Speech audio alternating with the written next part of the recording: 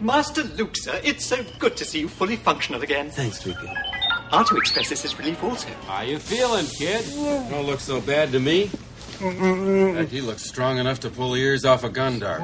Thanks to you. That's two you owe me, Junior. Well, your worship, looks like you managed to keep me around for a little while longer. I had nothing to do with it. General Rykin thinks it's dangerous for any ships to leave the system until we've activated the energy field. That's a good story. I think you just can't bear to let a gorgeous guy like me out of your sight. I don't know where you get your delusions, laser brain.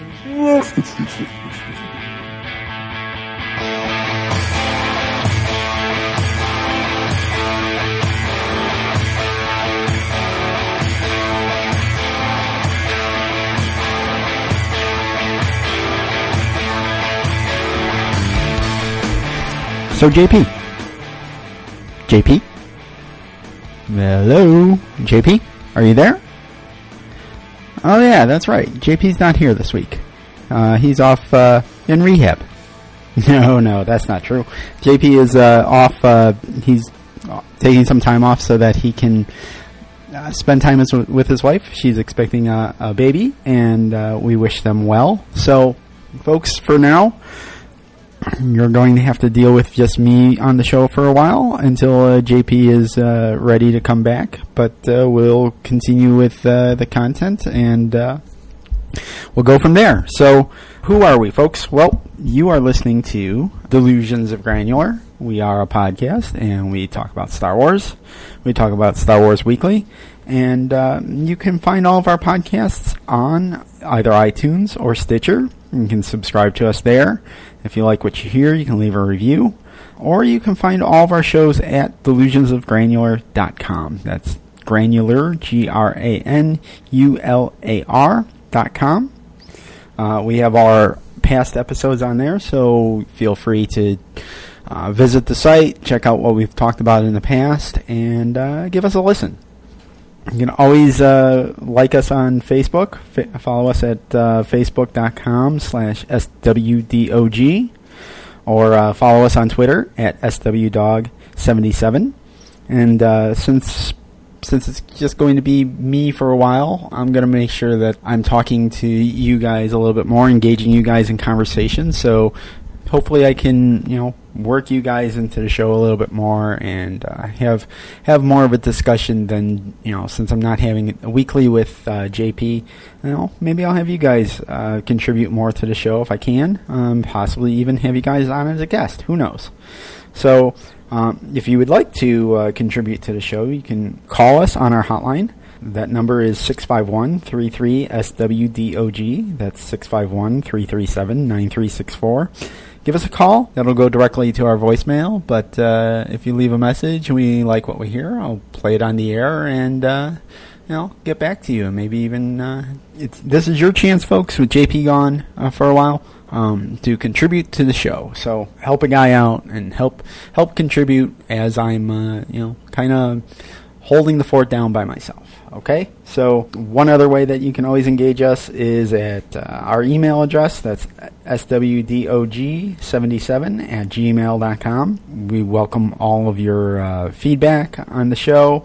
Email us, and just like the phone calls, if we like what we hear, we will read it on the air, or at least talk about what issues you had or what you wanted to talk about. So that's that. So, day that I'm recording this, we've had some new Star Wars news. We found out that the director of one of the next anthologies is going to be the directors of the Lego Movie, Chris Miller and Phil Lord. It's actually official. StarWars.com posted that they're going to be helming the next anthology movie, supposedly a young Han Solo movie. We got that to look forward to. I'm excited about that. I like what Chris and Phil have done for the Lego Movie and 21 Jump Street and 22 Jump Street movies. I thought that was they seem to have a knack of taking ideas that seem to be nearly impossible and turning them into something pretty darn cool. So, I'm actually, this is one of the announcements for new Star Wars content that really truly fully on board with. I'm excited to see what these guys will do. I think I'm even more excited than having them on one of the movies than JJ. But we will see soon. Also, this is going to go live right after San Diego Comic-Con happened. So right now I'm kind of sitting here in anticipation for what's going to happen in Hall H. Seems like Star Wars is positioned to dominate the Comic-Con this year. We're hearing rumors that there's not going to be a trailer shown at the Comic-Con, so that leaves me to wonder, what are they going to show? Is it going to be more Rogue One news? Are they going to have special guests? I don't know.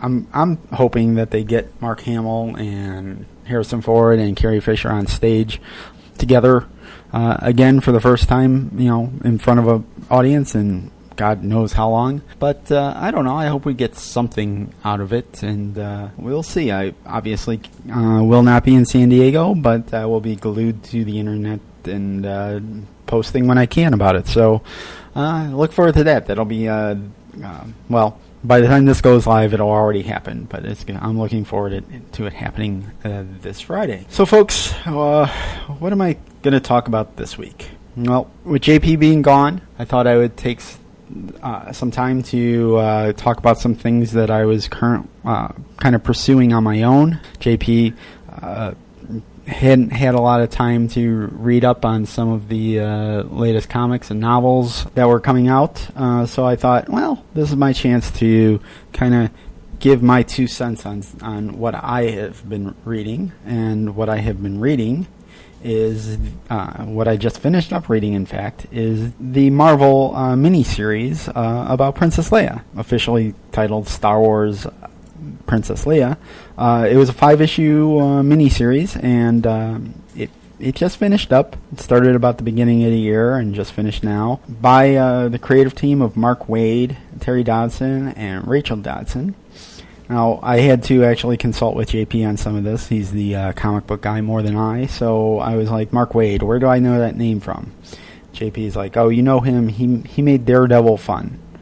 So the late run of Daredevil recently was Mark Waid and artist Chris Samney, and their claim to fame here is Daredevil had become really a brooding figure and just really a downer to read. And Mark Waid took over for a while and kind of gave good old Matt Murdock a personality again.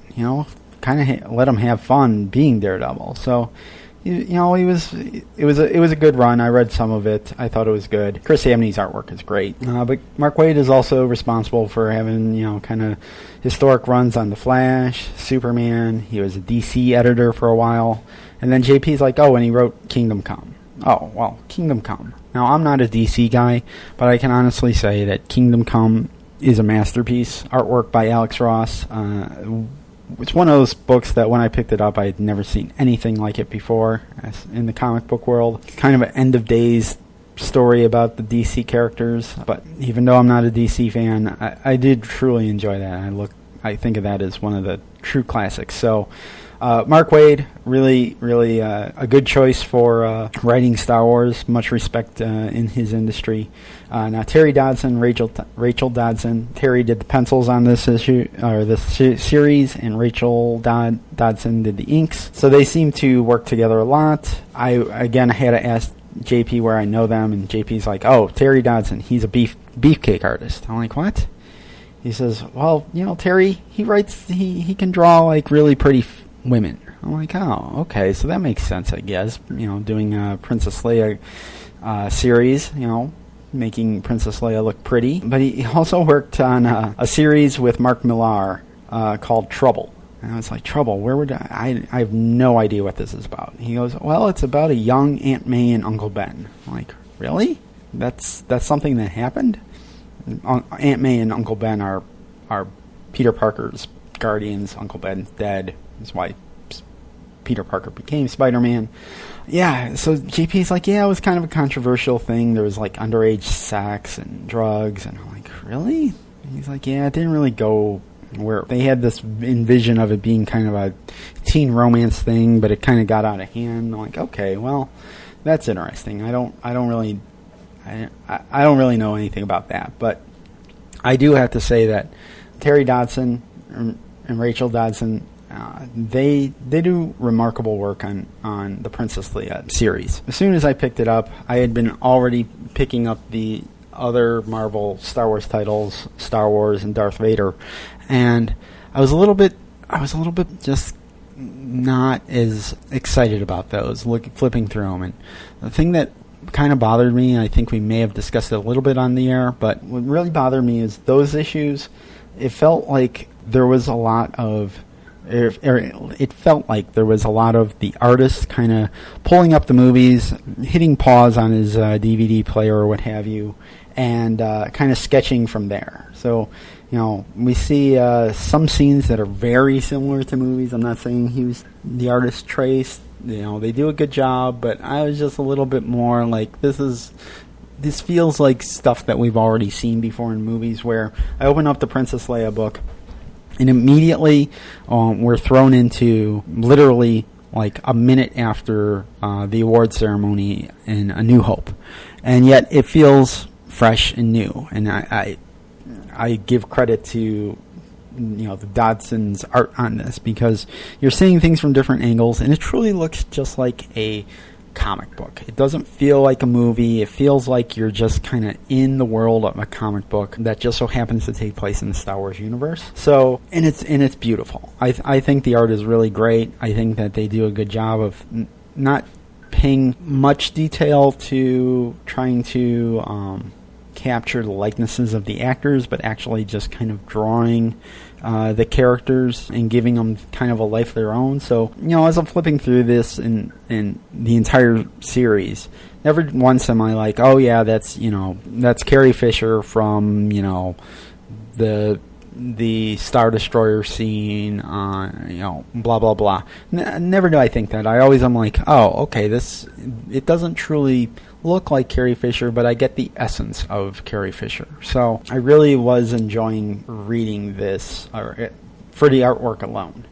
Now, the problem I had with this was came out monthly for 5 months in a row, and I had a hard time really keeping track of what was going on. I had to kind of put it aside and let the issues collect up and then just read them at once, because month to month I was really struggling trying to remember what happened in the last issue, and nothing was really grabbing me and making me remember what was going on prior to the next month that I'm reading. So I was like, I don't know what's going on. I'm lost. So I'm just gonna put this aside. So having put that aside, I've read all 5 issues and I'm ready to talk about it. So here's how it goes. Like I said, this starts off right after Princess Leia gives the awards out to Han and Luke, and immediately we're kind of thrust into what happens right after the ceremony. Leia gets a little bit of flack from some grumblings of some of the rebel pilots and officers, saying that she really hasn't grieved enough for her planet that was destroyed. And I think this is an interesting topic to bring up in the comics, because she really never did mourn over anything in the movies. We see Luke almost teary-eyed about the loss of Ben, even though he only knew Ben for a few days. And here Leia loses her home planet, her entire family, and she never really bats an eye. So I like that they're kind of exploring this. So we see that there's other Alderaanian survivors, most notably a female rebel pilot named Yvonne Verlaine. And she gives Leia a lot of flack right away. She's like, you're the ice princess, And, Leia is also getting some frustration about not having really any important missions to go on from the higher up rebel officers. We see some old characters. General Dodonna is in this, Admiral Akbar is in this, and they're just kind of like blowing her off a little, like, your role right now is go off and mourn your loss of your planet. Let everyone else go on the important missions. Well, Leia, being who she is, she doesn't really want to sit around and do that. So she decides, along with Evan, and she takes R2 with them, to go off on a mission on her own to kind of track down other Alderaanian survivors. And that's really kind of the crux of what this book is about. Is Leia's trying to she's trying to gather up all of the remaining Alderaanian survivors. The Empire is, in fact, trying to hunt them down, which seems a little bit far-fetched. Like, it never really seemed like in the movies the Empire had a vendetta against Alderaan. They were just in the wrong place at the wrong time. But here, we learn, and this is canon, that the Empire is actually trying to hunt down and destroy all the other survivors. So that, kind of kicks off the mission. Leia and Evan and R2 go to all places Naboo. And again, I kind of have to throw up a red flag here. I'm like, wouldn't Leia really go to her mother's home planet right away, right after A New Hope? Seems a little bit odd. We don't even know that Leia knows that her mom is from Naboo, but she goes there. When they land on Naboo, it also doesn't really feel like Naboo to me. They kind of go to a nightclub where there's kind of a musical act that's kind of they say they're in a cloister. Basically, they're hidden from all like news. They're almost like monks in a way, where they're kind of shut off from everything else that's going on in the galaxy. And this musical act is from Alderaan. So they don't even know that their planet has been destroyed. So Leia's, kind of gathers them up, and it's kind of a uneventful mission. They rescue this group, they rescue these other survivors from Alderaan, and then they go on their merry way. But we find out that one of the musicians in the group, her name is Tace. She's actually communicating with her sister, who is an Empire. So we now are an Imperial. So now we have an actual kind of spy that's giving away information about where Leia is. So here's where the drama really starts. We get, kind of the Empire is now hunting down Leia, and as she goes off to rescue these Alderaanian survivors. Now, I'm not going to go through beat by beat everything else that happens. There's double crosses. There's, people that don't really feel like Leia is worthy of the title of princess. They don't want to follow her, blah, blah, blah. We get some other old characters in this. Like I said, Admiral Akbar's in this. Nine Num shows up of all characters. I think it's interesting that Admiral Akbar and Nine Num Nine Num especially kind of plays a major role in this. It was leaked a few weeks ago. We saw some characters that may or may not be in The Force Awakens, and two of the characters were Nine Num and Admiral Akbar. So seems like in this post-George Lucas world, maybe those are two characters that are going to pop up and play reoccurring parts in the future of Star Wars. I don't know. Is Nine Num really that worthy of a character that he gets to have more of a prominent role in Star Wars moving forward? I don't know, but there he is. He's in this book, and he's in possibly in The Force Awakens. So we'll see. Other thoughts? It's mentioned that, as it's being pointed out, that Princess Leia is kind of the ice princess, and how can she not feel any sadness for her mother and father who died on Alderaan as well? They mention them by name: Bail Organa, Queen Breha. I know, it's like, have we ever heard Queen Breha named before? Is this a new name? It's still, and we may have talked about this on the show before, folks, but I still question the political structure of Alderaan. So we have a queen and we have a princess, but Princess Leia's father, or adopted father, as we all know, Bail Organa, he's not a king, right? He's a senator. So are there no kings in this universe? Do we made me start to think, are there any other kings that we know of in the Star Wars universe? And folks, if you know of any, even in the expanded universe, now Legends, let me know. I've never heard the term king used before, and it just makes me scratch my head. We've had Queen Amidala, we have Queen Breha, we have Princess Leia, we have Boss Nass, but we've had the Emperor. I've never really heard of, any royalty other than female royalty. So yeah, it just makes me kind of scratch my head a little bit about how things break down in the Star Wars universe. And it makes sense to me, I guess, that different planets have different political structures. Maybe some planets are democracy, other planets are royalty, and they're all being overruled by an emperor or a dictator, so to speak. Is this something that we're going to get more of in the new movies? Do Star Wars fans just want to shy away from any kind of political machinations because of the bad taste that the prequels left in people's mouths? I don't know.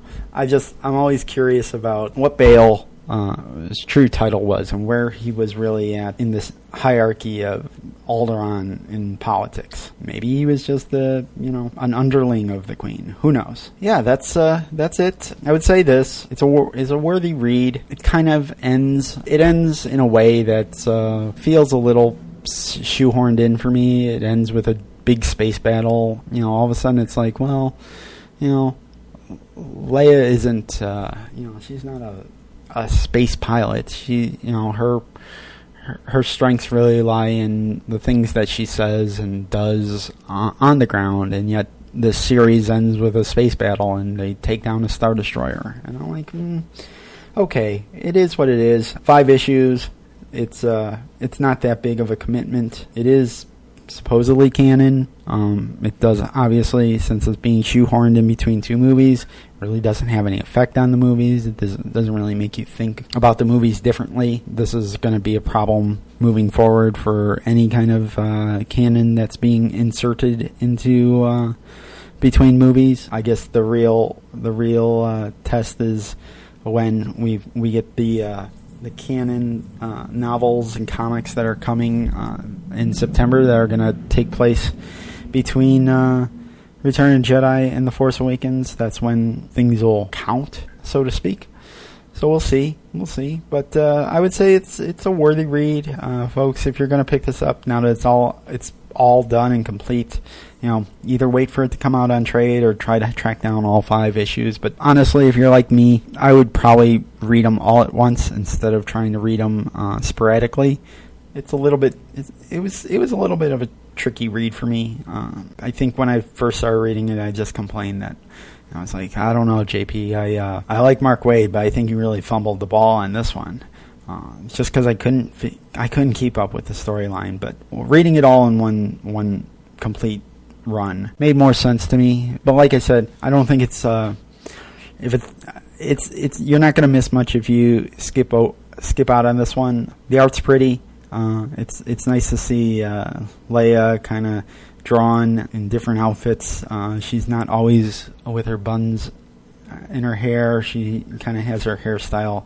It changes a little. It definitely benefits from having seen Queen Amidala and her many different hairdos throughout the prequel trilogy. There's a little bit of callback to how Padme wore her hair. Leia wears her hair similarly. Not like Queen Amidala and the big crazy hairdos, but more when it's relaxed. We kind of see a little bit more flowing, relaxed hair.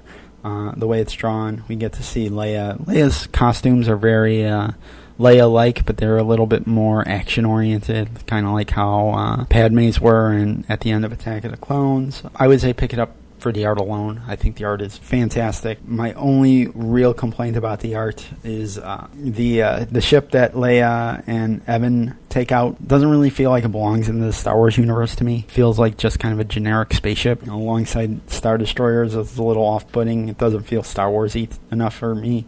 But that's a small complaint. I did enjoy flipping to the last page of issue 5 because the next miniseries I believe we're getting is going to be Lando. So we had a brief preview of the cover of Lando #1 coming soon. So that's exciting. It looks like these miniseries are going to focus on a different character each time, and who doesn't love getting a Lando miniseries?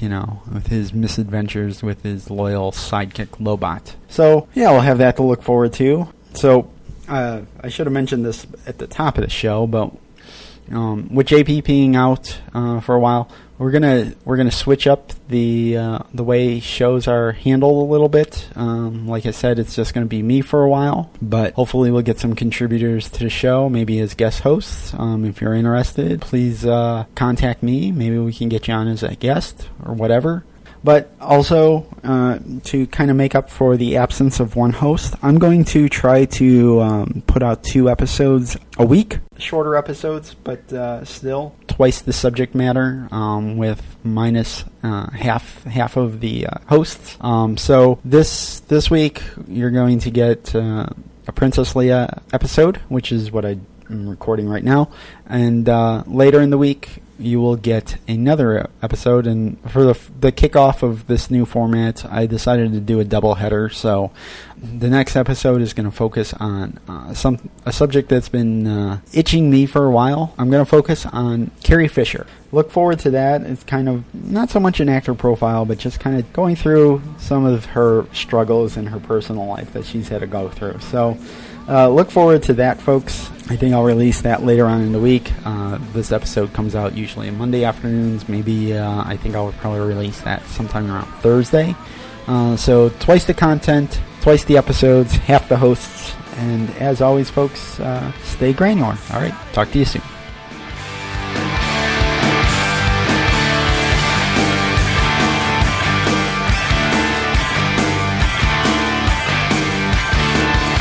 A blockbuster summer. Moving pictures got us through to September. They made a movie about me and you. How they made it half nude and half true. There was a blood-sucking summer. I spent half the time trying to get paid for my savior. Swishing through the city center, I did a couple favors for these guys that look like Tuscan Raiders.